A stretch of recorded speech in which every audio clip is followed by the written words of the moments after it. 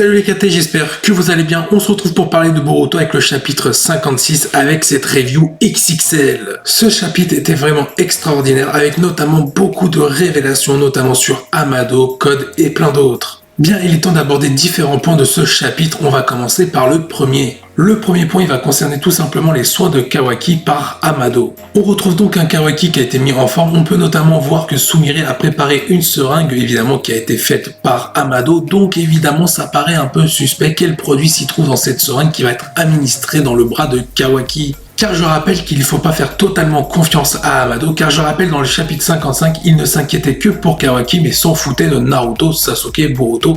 Il ne serait donc pas étonnant à travers un moyen subtil qu'il aurait mis un produit dans cette seringue pour faire perdre la mémoire à Kawaki, ou tout simplement de le modifier de l'intérieur. Peut-être qu'en réalité Amado est un dealer de drogue et tout simplement il va administrer un produit à travers cette seringue dans le bras de Kawaki pour l'avoir de plus en plus sous son contrôle. En plus Amado à ce moment-là est très chelou, un coup il veut parler à Kawaki en lui disant mon pote, viens là, je dois te parler. Puis finalement, non, je suis timide, je n'ai pas envie de te parler. Il est très suspect comme personnage. J'ai surtout eu l'impression qu'il voulait tout simplement être seul pour parler à Kawaki et non être en présence de Katasuke et de Sumire. Surtout, comme je l'ai dit précédemment, il explique à Katasuke que le bras de Kawaki ne posera pas de problème, mais il faudrait qu'il le voie quand même une fois par semaine. Ce qui est quand même assez louche de vouloir se retrouver seul avec Kawaki, à moins de faire des choses assez bizarres, évidemment, ce n'est pas sur un plan sexuel. Mais du coup, quel est le plan d'Amado envers Kawaki? Est-il tout simplement un dealer, il veut refourguer sa drogue à Kawaki? Est-il tout simplement un pédophile, il veut tout simplement se retrouver en bonne compagnie,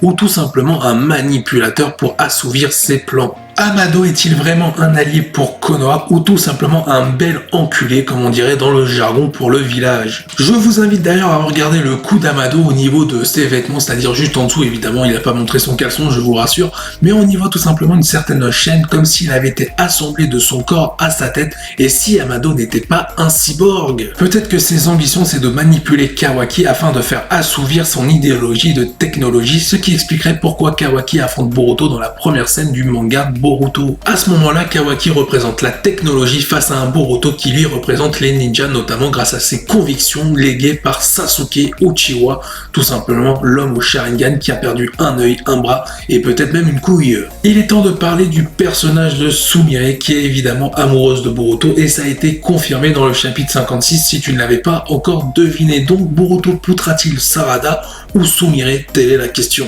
Pour confirmer les sentiments de Sumire envers Boruto, il faut revenir sur la discussion qu'elle a eue avec Kawaki. Pendant que Sumire s'occupe des soins de Kawaki concernant son bras, elle lui pose des questions notamment sur Boruto, sur le fait qu'il passe beaucoup de temps avec lui et qu'ils peuvent se raconter beaucoup de choses. En termes de subtilité, Sumire est au top niveau, ça veut dire qu'elle s'est fait cramer par tout le monde comme quoi elle était amoureuse de Boruto. On a même Katasuke qui lui dit « Bah écoute meuf, on t'a cramé, Kawaki il en a rien à foutre que tu sois amoureuse de Boruto, arrête de lui poser des questions. » Plus sérieusement, on comprend à ce moment-là que Sumire est vraiment attaché à Boruto et on peut se demander si ce ne serait pas la lueur d'espoir de Boruto qui lui en parallèle dans ce chapitre est tout simplement désemparé. Concernant le cas de Boruto, on va le voir plus tard dans cette vidéo.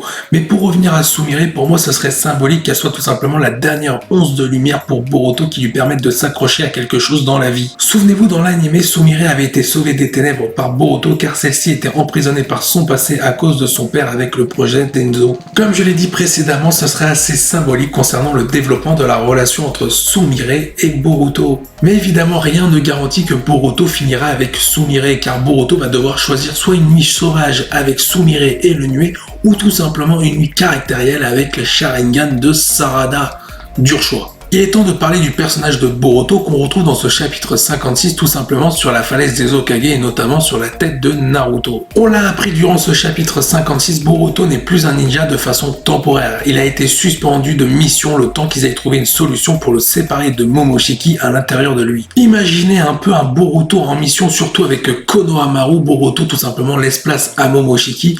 Je pense pas personnellement que Konohamaru va l'arrêter et je pense que même Konohamaru ne reviendra pas du tout à Konoha si c'est le cas. Imaginez 2 secondes que Momoshiki prenne le contrôle de Boruto à Konoha suite à une perte de chakra, ce serait tout simplement un carnage. Cela rappellerait évidemment des souvenirs pour le Monokui, soit Sasuke Uchiwa par rapport au clan Uchiwa qui avait été décimé. Évidemment, on retrouve donc un Boruto désemparé par rapport à la menace qu'il abrite en lui, mais cependant, au village de Konoha, il est considéré comme un héros. Car oui, Shikamaru et Naruto ont tout simplement dissimulé la vérité concernant le cas de Boruto avec Momoshiki à l'intérieur. Boruto, sur un point de vue extérieur, a pu assister à des interviews et notamment être idolâtré par des jeunes filles et même d'autres habitants de Konoha par rapport à sa popularité. Mais si dans une vision extérieure, il est considéré comme une célébrité par rapport aux autres, dans une vision intérieure, il est tout simplement en grande souffrance et il a peur de ce qu'il est en train de devenir. Il y a d'ailleurs une scène assez représentative concernant le cas de Boruto, c'est au moment où il y a 2 jeunes filles qui lui disent comme quoi il est très mignon et Boruto leur fait un salut de la main. Ce moment-là est à réfléchir car on voit un Boruto qui a l'air surpris d'avoir vu sa main bouger, ou est-ce que c'était pour dissimuler son kama car il avait oublié qu'il le possédait à cette main. Cette scène pourrait montrer plusieurs choses, c'est-à-dire Momoshiki qui est peut-être en train de contrôler de plus en plus Boruto par l'intermédiaire de son bras. Ou évidemment, comme je l'ai dit précédemment, Boruto pourrait tout simplement avoir oublié qu'il avait le kama sur cette main et tout simplement en train de renier ce qu'il est en train de devenir. Cela pourrait donc traduire le désespoir de Boruto envers ce qu'il a sur sa main, c'est-à-dire le kama de Momoshiki Otsutsuki. Ensuite, Boruto est rejoint par son ami, son gars sûr, comme on dit, Kawaki. Ce mec-là, tu peux lui demander tous les services, on va le voir d'ailleurs dans ce chapitre, il te trouve tous les plans, toutes les solutions possibles. Ça veut dire que tu lui demandes d'aller chercher ta femme parce que ta voiture est en panne,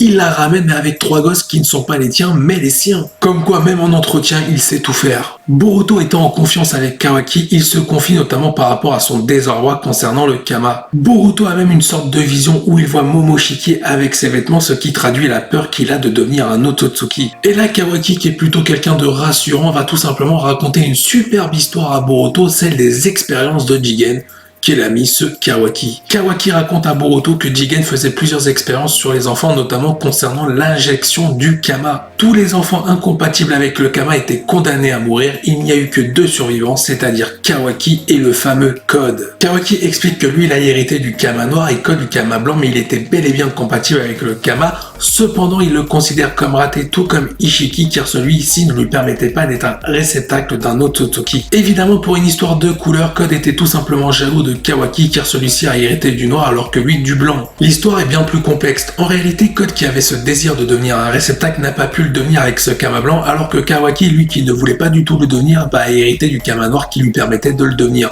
C'est pas de chance. Après avoir partagé ces informations concernant le kama à Boruto pour le rassurer, je sais pas si c'est la meilleure des solutions, mais c'est une tentative avant tout, Kawaki propose un plan assez fou pour sauver Boruto de la mort certaine qu'il attend lors de la résurrection de Momoshiki. Il explique à Boruto qu'il possède actuellement 80% d'ADN Otsutsuki et qu'avec le temps il va finir par atteindre les 100%, ça veut dire résurrection de Momoshiki. On remarquera évidemment les propos rassurants de Kawaki envers Boruto au moment d'exposer son plan, et évidemment si Boruto était sur le point de se foutre en l'air, Kawaki l'aurait aidé, ça c'est sûr, pour abréger ses souffrances.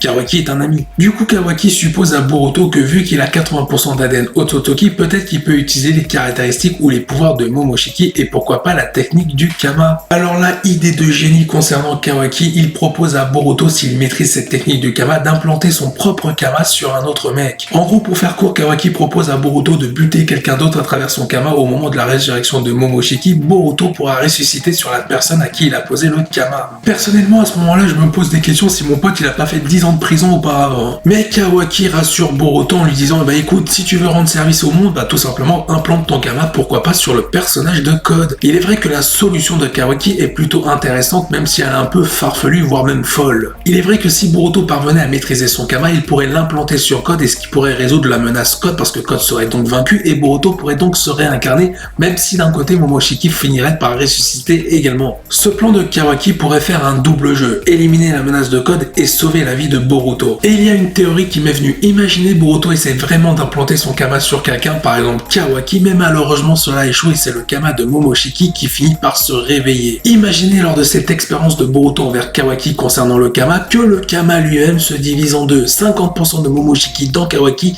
et l'autre moitié dans Boruto. Cela aura peut-être un avantage de contrôler de la meilleure façon Momoshiki avec 2 corps, c'est-à-dire celui de Boruto et Kawaki. Ce qui expliquerait pourquoi dans la première scène du chapitre 1 de Boruto, on voit Boruto avec un kama mais aussi Kawaki. Cependant, cette solution de Kawaki n'est pas envisageable pour Boruto. Même s'il a été interdit d'être un ninja par rapport à la menace qu'il abrite en lui, Boruto dit à Kawaki qu'il faut s'entraîner au plus vite pour faire face à la menace de Code. Il dit même à Kawaki que maintenant c'est au tour de la jeune génération de protéger le village de Konoha et le monde shinobi, car comme Naruto a perdu Kurama, rien ne sera plus comme avant et donc il faut compter par nous-mêmes. Il s'interroge même concernant le rôle à avoir pour lui et Kawaki en tant que shinobi. Cette scène fait encore référence au chapitre 1 de Boruto, au moment où Boruto dit à Kawaki qu'il reste un shinobi. En plus, le monologue de Boruto envers Kawaki laisse penser que la nouvelle génération va être de plus en plus mise à l'œuvre et que l'ellipse est en train de se préparer. Du coup, l'ancienne génération représentée par Naruto, Sasuke et même Shikamaru va être de plus en plus mis en retrait. Par contre, j'espère qu'on ne verra pas tout le temps Chocho et Inojin après l'ellipse parce que bon, si on compte sur eux, après on va tous crever, on est foutus. D'ailleurs, en parlant de ces deux mannequins, on va les retrouver aux côtés de Sarada, Shikadai et Mitsuki. Ils évoquent notamment le problème du Kama de Boruto. Mitsuki pourrait-il avoir un rôle à jouer, notamment par rapport à son père Orochimaru, pour aider le personnage de Boruto? Parce que tu vas pas me faire croire que l'autre qui est un homme ou une femme, elle n'est pas capable d'aider Boruto, parce que l'autre il crée la marque maudite qui ressemble 2 gouttes d'eau au Kama, il crée des Mitsuki qui ressemblent à des Toneri. À un moment donné, Orochimaru va peut-être pouvoir servir à quelque chose dans la suite de l'œuvre Boruto. Peut-être que celui-ci connaît une technique pour sceller le Kama ou même le supprimer. En plus, cela permettrait de continuer le développement concernant le personnage de Mitsuki au travers d'Orochimaru, pourquoi pas un duo pour mener des recherches pour aider Boruto. Ensuite, on a une Sarada qui explique que l'équipe 7 ne peut pas faire de mission car comme Boruto est suspendu, ils sont en sous-effectif. C'est sûr qu'avec Konohamaru, tu vas pas très loin. D'ailleurs, on peut voir que Sarada est vraiment inquiète pour Boruto. Et d'ailleurs, je serais aussi je m'inquiéterais concernant Sumire parce que elle est sur le dos. Si Sarada veut espérer un jour se faire poutrer par Boruto, faut peut-être s'activer sur le dossier. D'ailleurs, petite question, pensez-vous qu'il y aura une rivalité entre Sarada et Sumire pour le beau regard de Boruto? Quant à Shikadai, il finit par prendre la parole concernant le cas de Boruto avec son Kama. Il essaie de rassurer tout le monde en disant « Vous inquiétez pas, mon père s'appelle Shikamaru, c'est le conseiller du 7e Hokage, il va trouver une solution pour Boruto. » J'imagine pas Shikamaru quand il travaille chez lui avec son bureau. Il doit souvent retrouver son fils sur son bureau. « Attention mon fils, tu es en train d'en faire un peu trop, tu débordes. » N'empêche, il serait top de retrouver pourquoi pas un duo entre Shikadai et Shikamaru, un groupe d'intello pour peut-être pouvoir aider Boruto à résoudre son problème. On remettrait en avant le personnage de Shikamaru, certes de l'ancienne génération, mais on pourrait également mettre avec lui le personnage de Shikadai, soit son fils qui est tout aussi intéressant que lui. Il est temps de parler des révélations d'Amado envers Naruto et Shikamaru d'ailleurs. Celui-ci est tout simplement la plus grosse poucave du monde, ça veut dire qu'en gros tu lui confies un secret, t'es sûr que toute la planète est au courant en moins de 2 minutes. Ce bâtard de traite ou l'enculé comme vous voulez a tout simplement révélé des informations concernant Kon mais aussi le Jubi qu'il garde auprès de lui. Il explique notamment à Naruto et Shikamaru que même s'ils ont vaincu Ishiki, Code reste l'un des plus puissants membres de Kara et il est très dangereux avec Jubi à ses côtés. Naruto et Shikamaru finissent par en déduire qu'il y a une priorité absolue sur Code et après on verra ce qu'on fait de Jubi. Et ils ont bien raison parce que s'ils éliminent Code, tout simplement Jubi étant dans une autre dimension, il va rien faire du tout à Konoha. Cependant, comme il est expliqué par Shikamaru, sans le Rinnegan de Sasuke, ils ne peuvent pas se rendre là où se trouvent Code et Jubi. Amado insiste réellement sur la menace de Code car avec son Kama blanc, c'est quelqu'un de spécial. Il explique à Naruto et Shikamaru que le corps de Code a eu une réaction exceptionnelle par rapport au Kama blanc qu'il a reçu et qu'il possède des aptitudes différentes par rapport au Kama noir de Kawaki. Ce qui fait de Code une véritable personne dangereuse. Amado révèle également la création de Cyborg lorsqu'il était à Kara. C'est sûr qu'Amado au collège en technologie, c'était pas l'élève, c'était le professeur. Il dit que ces cyborgs individuellement sont beaucoup plus forts que Jigen. Il dit également que Jigen a ordonné la destruction de ces cyborgs car il voulait rester le seul leader de Kara et donc le plus fort. Pour Code, c'était différent. Vu qu'il vouait un culte incroyable envers Jigen et la volonté des Otsutsuki, celui-ci n'a pas été désactivé. Cependant, Amado a placé un limiteur sur le personnage de Code pour que celui-ci soit inférieur à Jigen. Du coup, grâce à ces fameuses révélations d'Amado, on vient d'apprendre que celui-ci est capable de créer des cyborgs bien plus puissants qu'on ne le pense, c'est-à-dire au niveau de Jigen, voire au-delà. Mais pourquoi cet enculé n'a tout simplement pas proposé à Naruto ou Sasuke de créer des cyborgs pour pouvoir défier Ishiki Otsutsuki quand le moment était parfait? En plus d'être un lâche, d'un traître, d'un futur traître encore, et c'est un enculé. Mais il y a un truc qui me choque, c'est qu'à un moment donné, il dit que ces cyborgs ont été créés de la même façon que Kawaki ou un certain dénommé Kajin Koji. Évidemment, au moment où il a évoqué l'identité de Kajin Koji, il n'a surtout pas dit que celui-ci était une référence à Jiraiya à Naruto.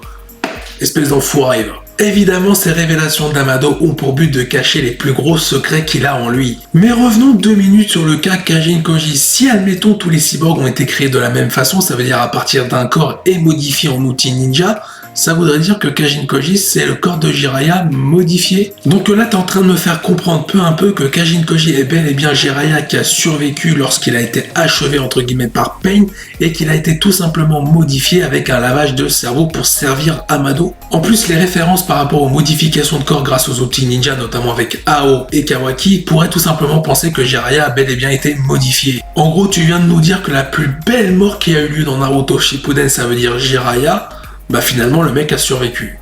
Merci Kishimoto. Pour revenir sur le plan d'Amado, pourquoi il ne tenterait pas de désactiver Code comme il a fait avec Delta? Justement, et si son plan ce n'est pas en réalité de manipuler Code pour que celui-ci puisse récupérer son armée cyborg et ensuite il désactivera Code et grâce à Kawaki, il prendra possession de son armée cyborg. Évidemment, quand je dis grâce à Kawaki, c'est en manipulant celui-ci. Et comme je l'ai dit en début de vidéo, et si Amado n'était pas un cyborg, notamment par rapport à la marque qu'il y a sur son cou, mais aussi au changement d'habit qu'il a fréquemment. Comme si Kishimoto voulait nous induire sur quelques indices vers une piste concernant cette hypothèse. On arriverait donc sur une guerre avec notamment la technologie représentée par les cyborgs créés par Amado et notamment mis en avant par Kawaki face à un Boruto qui représente les ninjas, notamment dans la première scène de Boruto, le chapitre 1. Dans tous les cas, on va pas se mentir, Amado fera une énorme trahison envers Konoha. Passons désormais au personnage de Code. On a pu notamment voir le charisme de ce personnage en nous faisant une démonstration de puissance face aux gardes de Boro. Ces gardes devaient s'occuper de la sécurité de l'établissement religieux de Boro. Code s'est rendu dans ces lieux tout simplement pour récupérer l'armée cyborg créée par Amado qui devait être détruite par Jigen, mais Boro les a planqués secrètement. Comme quoi Boro n'était pas si con que ça visiblement. On est d'accord que cette armée cyborg va permettre à Code d'achever son plan, c'est-à-dire une attaque envers Konoha pour venger Ishiki Otsutsuki et faire perdurer la volonté des Otsutsuki. Comme les deux gardes ne veulent pas laisser passer Code dans cet établissement, Code va tout simplement utiliser toute la puissance de son Kama et se déchaîner contre eux. Code, il n'a pas le temps. Il n'a pas le temps de prendre un café ni de papoter, c'est tout simplement, il leur dit votre vie malheureusement s'arrête ici. En plus de nous montrer un aperçu de la puissance du fameux Kama blanc de Code qui n'est pas si raté que ça, on peut le voir se transformer en mode Wolverine par rapport à ses mains. Heureusement qu'aujourd'hui il y a le Covid-19 parce que moi j'irai pas saluer Code parce que là ma main il y en a plus. Et je pense sincèrement qu'il n'a montré qu'une infime puissance de son Kama. En plus il faut se dire qu'à ce moment-là Code est avec son limiteur, ça veut dire qu'il a été nerfé par Amado, alors imaginez sans limiteur là c'est carrément carnage. En plus de ces caractéristiques, Code utilise l'outil qu'il y a sur sa tête, c'est-à-dire la ceinture métallique qui se trouve au niveau de ses cheveux pour créer une sorte de portail pour pouvoir se téléporter à la manière d'un Minato avec son kunai. À défaut de voir un jour Boruto poutrer Sarada ou Sumire, on a tout simplement vu Code en utilisant ses pouvoirs poutrer ces deux gardes de Boro. Et en plus, il les a embrochés en plein cœur. Ça veut dire qu'il n'a pas cherché à comprendre. Tu me casses les couilles, tu veux pas me laisser passer, bah je te prends ton cœur, y a pas de problème. Et en plus, ce fou de Code a l'arrogance de dire à un des gardes, excuse-moi, c'était pas assez violent de t'embrocher, je vais t'arranger ça. Ce qui est bien avec cette scène, c'est tout simplement le personnage de Code qui est tout simplement dans sa badassitude totale. Il n'a pas le temps, il va aller droit au but, tu es devant lui, tu te fais arracher. Petite parenthèse dessin, j'ai trouvé que tous les passages avec Code étaient extrêmement bien dessinés, bravo Ekimoto. Par contre, je te pardonne pas pour la tête de martien de Sumire. Par contre, je me pose une question concernant le personnage de Code. Et si la fameuse créature qui nous a été dévoilée dans le chapitre 55 de Boruto était tout simplement Code une fois qu'elle était transformée tout simplement? J'ai trouvé que les mains de Code transformées avaient des similitudes par rapport à la créature du chapitre 55. Une fois que Code a embroché des cœurs à l'extérieur de l'établissement religieux de Boro, celui-ci finit par entrer et fait la rencontre du personnage de Bug. Celui-ci n'en revient pas que Jigen est mort ainsi que Boro et se demande comment Code est entré. Code lui fait comprendre évidemment que si par contre il ne veut pas qu'il rentre dans son cœur, il a intérêt de lui montrer le chemin qu'il désire. On arrive donc à cette scène où Code se présente face à ce nouveau personnage qui s'appelle Eda. Le personnage d'Eda nous est présenté comme une connaisseuse du monde selon Code. Mais quelle connaissance pourrait posséder le personnage d'Eda? Est-ce que ce serait des connaissances en rapport aux Otsutsuki vu que Code veut vraiment suivre cette volonté? D'ailleurs, petit message pour toi Code, au lieu de casser les couilles avec Ishiki, pourquoi tu ne suivrais pas ton propre chemin? Mon cœur, non, finalement, fais ce que tu veux. Mais en parlant d'Ishiki, normalement, Code a tout appris à ses côtés, c'est-à-dire les connaissances qu'il y a sur le monde shinobi et notamment les informations sur Naruto, Sasuke, Boruto et Kawaki. Peut-être que Code voudrait tout simplement demander à Eda comment enlever son limiteur en lui afin de devenir beaucoup plus puissant. Ou alors retournement de situation, Eda serait tout simplement la voyante des Marseillais qui permettrait à Code de voir son avenir. Plus sérieusement, il n'est pas impossible de voir le personnage de Code demander des renseignements concernant son destin à Eda. Et pour revenir à l'autre connard d'Amado, comment se fait-il qu'Ada est censé avoir beaucoup plus de connaissances dans ce monde alors que c'est sa création? Cela voudrait dire qu'Amado a encore plus de connaissances qu'on ne le croirait. Bientôt, on va même apprendre que dans la réalité, c'est Amado qui a construit la planète et que c'est tout simplement notre père. En tout cas, on pourra dire une chose, ce qui va mettre à Konoha, à mon avis, s'il devient pas père après, c'est qu'il y a un problème. À moins que Code ait surnommé Eda de cette façon car c'est son surnom et qu'il veut tout simplement la recruter dans la nouvelle organisation qu'il est en train de fonder, peut-être en référence à Kara. Car oui, à force de sucer Ishiki, il veut faire tout... Non, pas le cœur. Comme je le disais, peut-être qu'il veut tout simplement reformer l'organisation de Kara ou en faisant une toute nouvelle pour faire une référence à son maître qui est parti trop tôt, Ishiki Otsutsuki. Et pourquoi pas dans cette team on pourrait tout simplement rajouter Delta qui pourrait refaire son apparition dans la suite de l'œuvre. Imaginez ce trio légendaire représenté avec Code comme personnage sanguinaire, la savante avec le personnage d'Eda ou encore la Miss Gougoute avec Delta. Il est vrai que dans ce fameux trio ou dans ce duo, si Delta n'apparaissait pas, elle pourrait apporter ses connaissances à Code et également sa puissance. Cependant, je doute qu'elle soit plus forte que Code. Mais avec Kishimoto, tout est permis. Imaginez Eda est plus forte que Code, mais là, Konoha, c'est terminé. D'ailleurs, on a été nombreux à remarquer qu'Eda ressemblait étrangement à Hinata Hyuga. Et si ce personnage, avant d'être transformé en cyborg, appartenait et appartient toujours du coup au clan Hyuga? Évidemment, il serait hyper intéressant de remettre au goût du jour le développement du clan Hyuga qui avait été mis en avant dans le film The Last avec Toneri. Évidemment, le clan Hyuga dans ce film avait été mis en avant grâce à l'histoire du clan Amura. Mais du coup, tu me vois venir, et si ce personnage ne possédait pas des pupilles tels le Byakugan, pourquoi pas le Tessengan ou encore mieux le Jogan, car on a vu le personnage avec les yeux fermés à la fin du chapitre 56. Pour moi, le fait qu'on découvre ce personnage d'Eda avec ses yeux fermés signifie qu'il y a un grand pouvoir qui réside dans ses pupilles. Mais imaginez justement dans le prochain chapitre, on ne voit pas du tout Eda du chapitre, sauf lors de la dernière scène où on la voit ouvrir les yeux avec une lumière étincelante. Peut-être que ce personnage d'Eda va pouvoir nous révéler les fameuses pupilles qu'on attend, le Jogan, les connaissances sur les Otsutsuki qu'on ne connaît pas encore, et notamment peut-être l'introduction de Toneri Otsutsuki. Peut-être que cette création de ce connard d'Amado n'aura pas le Jogan mais pourrait avoir le Byakugan vu qu'elle ressemble de gouttes d'eau à Hinata et pourrait appartenir au clan Hyuga. Après le surnom d'Hinata comme la princesse au Byakugan par Toneri dans le film The Last, on pourrait avoir un surnom pour Eda comme la fille au Byakugan. Donne ton avis en commentaire, n'oublie pas de t'abonner. Sur ce, je vous dis à la prochaine, portez-vous bien, salut les KT.